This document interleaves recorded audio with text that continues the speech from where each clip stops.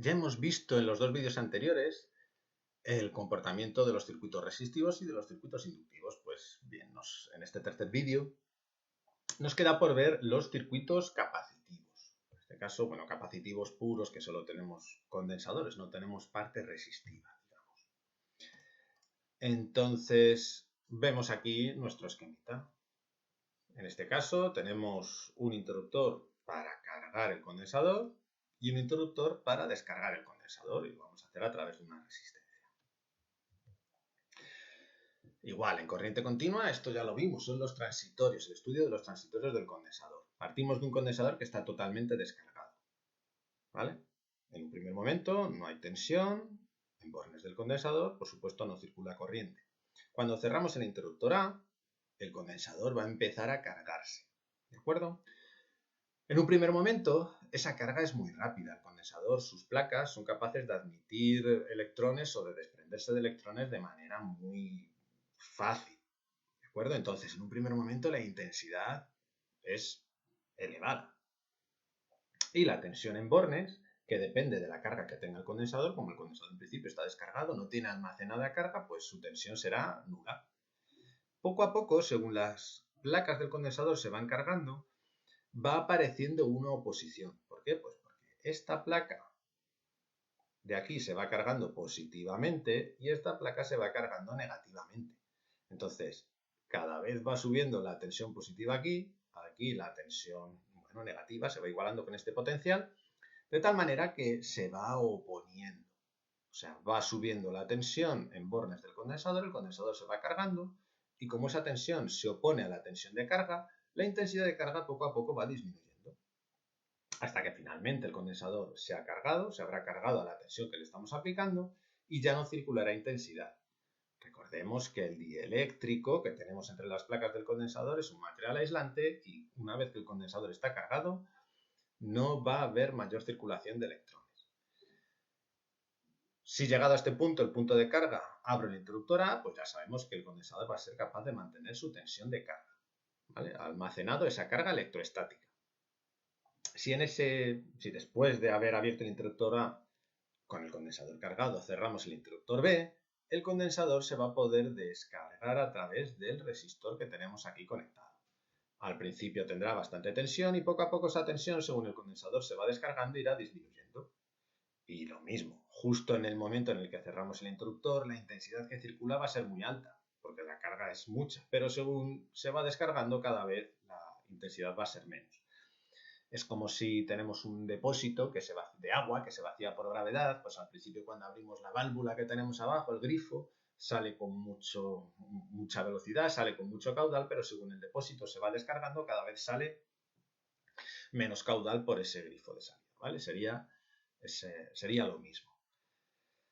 Nos fijamos, de nuevo, tenemos un comportamiento particular en el sentido de que cuando la intensidad es máxima, la tensión es mínima. Cuando la tensión sube, la intensidad baja. Cuando la tensión es máxima, la intensidad es mínima. Cuando la intensidad sube, la tensión baja. ¿Vale? Tienen este comportamiento particular que nos recuerda al de la bobina. Pero en este caso va delante la señal de intensidad antes que la de tensión, como vamos a ver también ahora. Cuando lo alimentamos con corriente alterna, pues podremos ver lo siguiente, lo mismo. Cuando uno es máximo, el otro es mínimo. Cuando la tensión sube, la intensidad baja. Cuando la intensidad es cero, la tensión es máxima y así sucesivamente.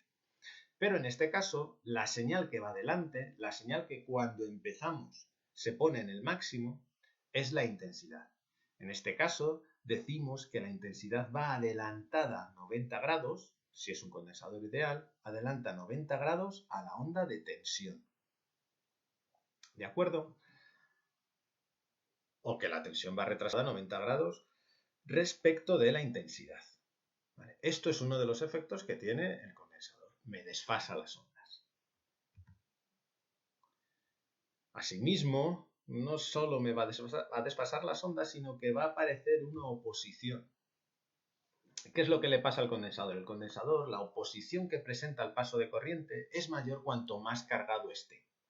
Entonces, si dejamos que el condensador, si le damos tiempo a que se cargue, vamos a ir viendo que cada vez se va a oponer más. O sea, cuando el condensador está cerca de su carga total o su descarga total, la oposición que presenta es mayor. ¿De acuerdo? Podríamos decir que el condensador se opone a las variaciones de tensión, igual que la bobina se oponía a las variaciones de intensidad. El condensador lo hace con la variación de tensión. ¿De acuerdo? Tal es así que, bueno, pues eso, cuando la tensión en bornes del condensador se iguala con la fuerza electromotriz de la batería que le estamos conectando, la resistencia, por así decirlo, la oposición que presenta será máxima, no circulará corriente. Vale. Entonces el condensador se opone, como os decía, repito, a las variaciones de tensión en el circuito. ¿Cómo representamos esa oposición? Mediante la reactancia capacitiva, XC, una X mayúscula y una C también mayúscula. Es parecido en su forma a la reactancia inductiva. En este caso es 1 partido de 2 pi y la capacidad del condensador. Pensémoslo. Si yo tengo un condensador con mucha capacidad, que tarda mucho en cargarse, y recordemos que los condensadores cuando se oponen al paso de corrientes cuando están cargados, si tengo un condensador que tarda mucho en cargarse, va a oponerse poco, porque tiene tanta capacidad que es difícil que llegue a cargarse completamente y a oponerse al paso de corriente. Por el contrario, si tenemos un condensador de poca capacidad, rápido se va a cargar y cuando esté cargado va a presentar una oposición bastante grande. Y por otro lado, la frecuencia. Si la frecuencia es baja, vamos a tener mucho tiempo para cargar el condensador, de la capacidad que sea. Entonces va a ser fácil que lleguemos a su carga cercana a la carga total. Cuanto más cerca de la carga total que estemos, mayor será la reactancia capacitiva. Y por el contrario, si tenemos frecuencias altas, pues tan rápido sube la onda de tensión como que empieza a bajar. No le damos tiempo, por así decirlo, a que se cargue el condensador. ¿De acuerdo? Lo cargaríamos pocas veces, lo cargaríamos muchas veces, pero lo descargaríamos muchas veces también. Eso con frecuencias altas. Así que vemos que es inversamente proporcional tanto a la capacidad como a la frecuencia. Su unidad es el ohmio. Si yo aquí en la capacidad meto faradios y en la frecuencia meto hercios, aquí me va a salir ohmios, que son las unidades en el sistema internacional, las tres. ¿De acuerdo? Así que la resistencia, la reactancia inductiva y la reactancia capacitiva se miden en ohmios. ¿Vale? Son oposiciones. E igual que antes, si tenemos un circuito con un condensador y yo quiero saber la intensidad que pasa, bastará con dividir la tensión de la alimentación de corriente alterna entre la reactancia capacitiva, que habremos calculado según la ecuación anterior, y me saldrá una intensidad. ¿De acuerdo? Bueno, hasta el siguiente vídeo. Un saludo.